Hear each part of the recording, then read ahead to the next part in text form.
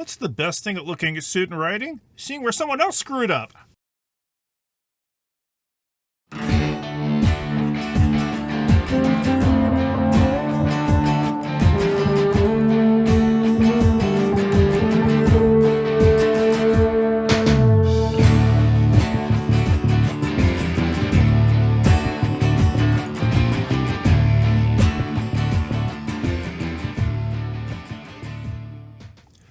The student writing that we're going to look at today is an informal report about the struggles and all the kind of weird nonsense that happened when some Americans tried to get the rights to do the video game Tetris from a Soviet programmer. It's kind of fascinating, actually, and if you're interested in copyright, if you're interested in international business, if you're interested in the early days of computers, if you're interested in the Soviet Union, there's all kinds of great lessons to pull out of this one.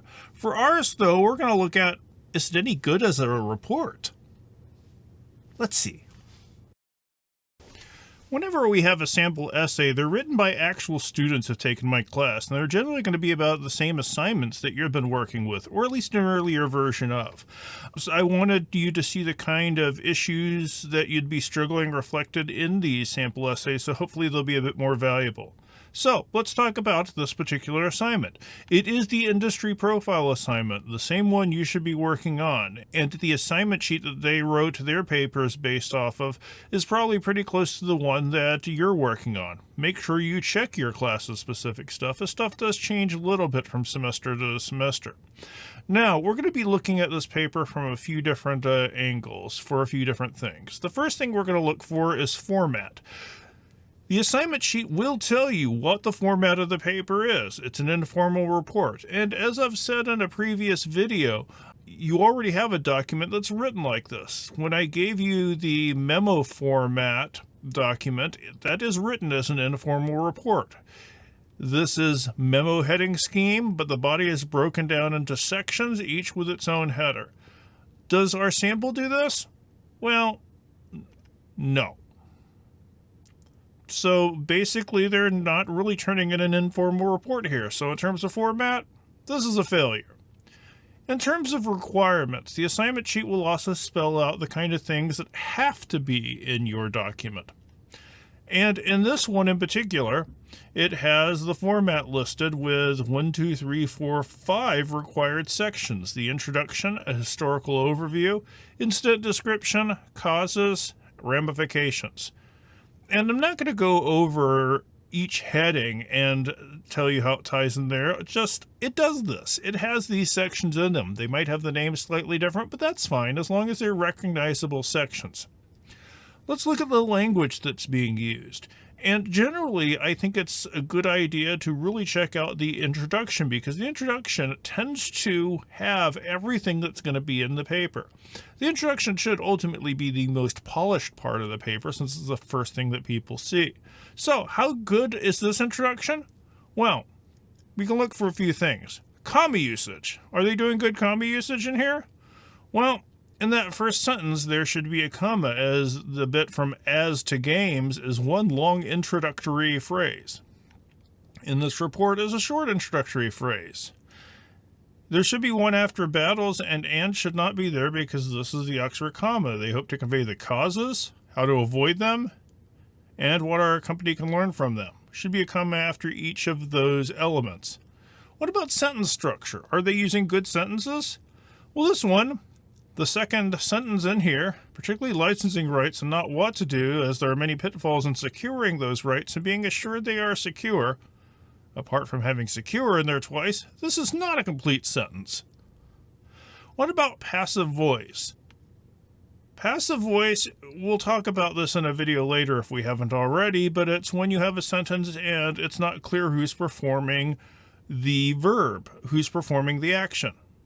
Specifically focusing on game Tetris, there were many competing companies. There were companies. Companies competed. What companies? This doesn't say. It has been called the first game from behind the Iron Curtain. Who has been calling it that? There are times and places where you want to do passive voice for your verbs, but generally in a report, let us know who's performing the action. Tetris was named. Who's naming it?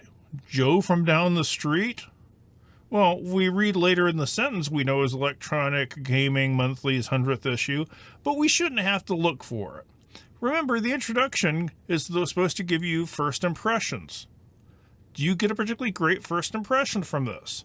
The thing is, if you compare all these things we saw in the introduction, if you look for these kind of errors in terms of comma use, in terms of sentence structure and so forth, they're going to show up again in the paper. The first paragraph is supposed to be the most complete.